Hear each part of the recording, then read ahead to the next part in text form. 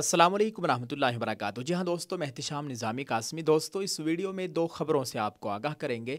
पहली बड़ी खबर है मदारिस के ताल्लुक से। आप सबको मालूम है उत्तराखंड में कितनी बड़ी तादाद में मदरसों को बंद किया जा चुका है, मदरसों पर ताले लग गए हैं। जी हाँ दोस्तों, आपको बताएं कि उत्तराखंड में मकातिब और मदारिस के उमूर में हुकूमती कारिंदों की तरफ से गैर ज़रूरी मुदाखलत और उन्हें मुसलसल हरासा करने की कोशिश, हक़ तालीम एक्ट को बहाना बनाकर मदारिस को बंद और ख़त्म करने की साजिश हो रही है जमीयत उलमा हिंद। दोस्तों, आपको बताएं कि मौलाना अरशद मदनी साहब की हिदायत पर जमीयत उलमा हिंद सुप्रीम कोर्ट पहुंची। उत्तराखंड हुकूमत ने गुज़िश्ता दिनों बच्चों के हुकूक से मुताल्लिक कौमी कमीशन यानी NCPCR की सिफारिश को बुनियाद बनाकर मदारिस के खिलाफ क्रैक डाउन शुरू किया है। इसके खिलाफ जमीयत उलमा हिंद ने सुप्रीम कोर्ट से रुजू किया है। इस ताल्लुक से कल बरोज़ मंगल यानी 25 मार्च 2025 को सुप्रीम कोर्ट में अर्ज़दाश्त की समाअत हो सकती है। NCPCR ने मरकज़ और रियासतों को हिदायत दी थी कि मुबैना तौर पर हक़ तालीम एक्ट से मुताबकत नहीं रखने वाले मदारिस बंद करा दिए जाएँ। इस ज़िम्न में सुप्रीम कोर्ट ऑफ इंडिया में बच्चों के हुकूक से मुताल्लिक कौमी कमीशन ने अदालत में एक हल्फनामा भी दाखिल किया था, जिसमें मुबैना तौर पर उसने ये भी कहा था कि मदारिस में बच्चों को मुनासिब तालीम नहीं दी जा रही है और ये बच्चों के बुनियादी हुकूक के मुनाफी है। आगे ये भी कहा गया था कि मदारिस में बच्चों को न सिर्फ मुनासिब तालीम बल्कि सेहतमंद माहौल के बेहतर मौक़े से भी महरूम रखा जा रहा है। वाज़े हो कि उत्तर प्रदेश में मदारिस को जो नोटिस जारी किए गए उनमें हक़ाइक़ को सरासर नज़रअंदाज करते हुए दलील दी गई कि मुफ्त और लाजमी तालीम बराए हक़ अतफ़ाल एक्ट 2009 के तहत अगर मदरसा गैर तस्लीम शुदा है तो उसे बंद किया जाए और तलबा को करीब तरीन परिषद विद्यालय में मुंतकिल कर दिया जाए। इसके बाद ही हुकूमती कारिंदों ने उत्तराखंड में बड़े पैमाने पर मदारिस के खिलाफ फिर कार्रवाई शुरू कर दी है।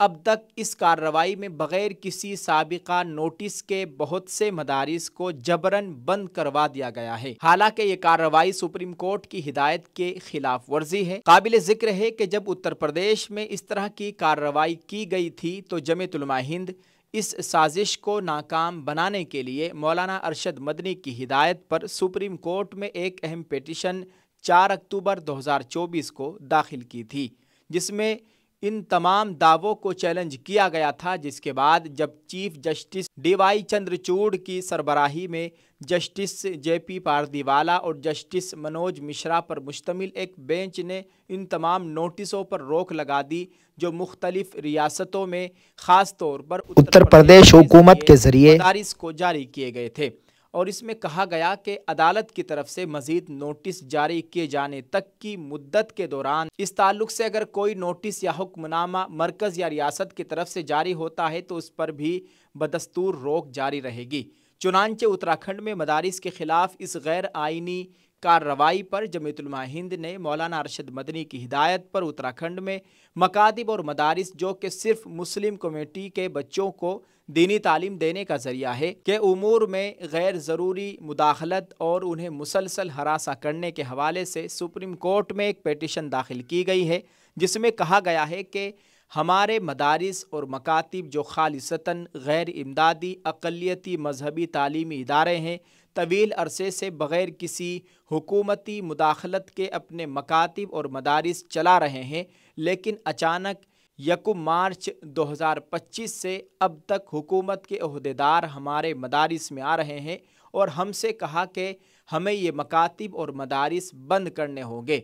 जब हमने उनसे किसी नोटिस या हुकूमती हुक्म के बारे में पूछा तो उन्होंने हमें कुछ भी फराहम नहीं किया, सिर्फ ज़बानी तौर पर हिदायत दी कि उत्तर प्रदेश मदरसा एजुकेशन बोर्ड देहरादून से गैर तस्लीम शुदा मदारिस को मजहबी तालीम देने की इजाज़त नहीं है। इसके बाद उन्होंने बग़ैर किसी नोटिस के हमारे मदारिस को सील कर दिया और हमें किसी भी किस्म की वजाहत या एतराज़ करने का मौका नहीं दिया। पिटीशन में यह भी कहा गया है कि गैर तस्लीम शुदा होने का मतलब सिर्फ यह है कि हमने अपने मकातिब और मदारिस का उत्तर प्रदेश मदरसा एजुकेशन बोर्ड देहरादून से इंदराज नहीं करवाया। ہم نے اتر پردیش مدرسہ ایجوکیشن بورڈ ایکٹ 2016 کا جائزہ لیا ہے اور کہیں بھی یہ نہیں لکھا کہ غیر تسلیم شدہ مکتب مدارس کو اپنے بچوں کو مذہبی تعلیم دینے کی اجازت نہیں ہے۔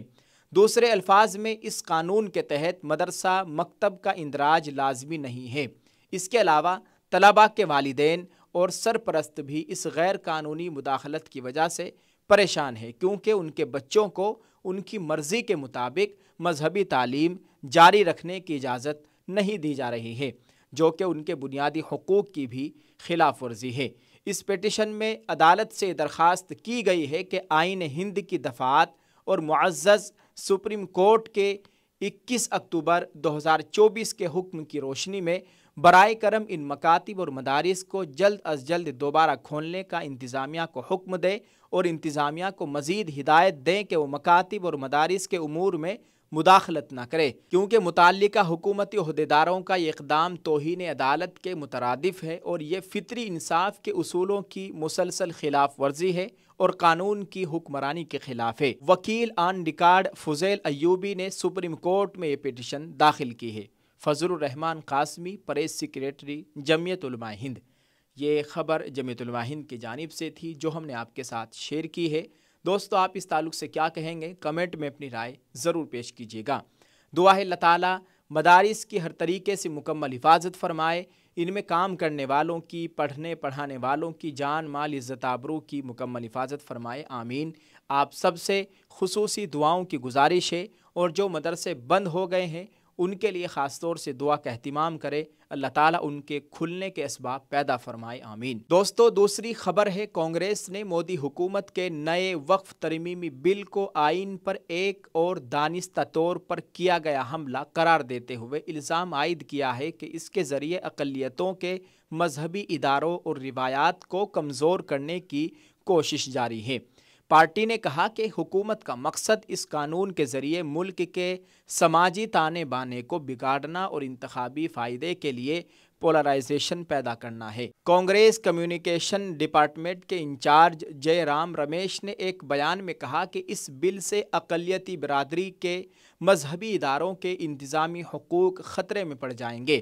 انہوں نے کہا کہ سابقہ قوانین کے تحت وقف املاک کی حیثیت اور اقلیتوں کے ادارہ جاتی اختیارات محفوظ تھے، لیکن نئے قانون میں ان حقوق کو منظم طریقے سے کمزور کرنے کی کوشش کی گئی ہے۔ انہوں نے کہا کہ حکومت نے وقف کی تعریف میں جان بوجھ کر تبدیلی کی ہے تاکہ زمین وقف کرنے میں ابہام پیدا کیا جا سکے۔ ان کے مطابق اس سے وقف املاک کو عام اراضی کے طور پر پیش کر کے ان پر تجاوزات کو قانونی تحفظ دیا جا سکتا ہے۔ کانگریس کا الزام ہے کہ نئے بل میں وقف املاک پر قابض افراد کو تحفظ دیا جا رہا ہے، اقلیتوں کے مذہبی اداروں کے انتظامی حقوق کو کمزور کیا جا رہا ہے اور حکومت اقلیتی برادری کی روایات کو نشانہ بنا کر سماجی ہم آہنگی کو نقصان پہنچا رہی ہے۔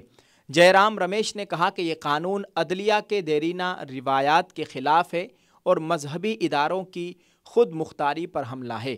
انہوں نے کہا کہ عدلیہ نے برسوں سے وقف املاک کے تحفظ اور ان کے انتظامی حقوق کو تسلیم کیا ہے، لیکن یہ حکومت ان حقوق کو ختم کرنے کے درپے ہے۔ کانگریس نے الزام لگایا کہ حکومت نے وقف انتظامیہ کو کمزور کرنے کے لیے موجودہ قانون کی دفعات کو ختم کر دیا ہے۔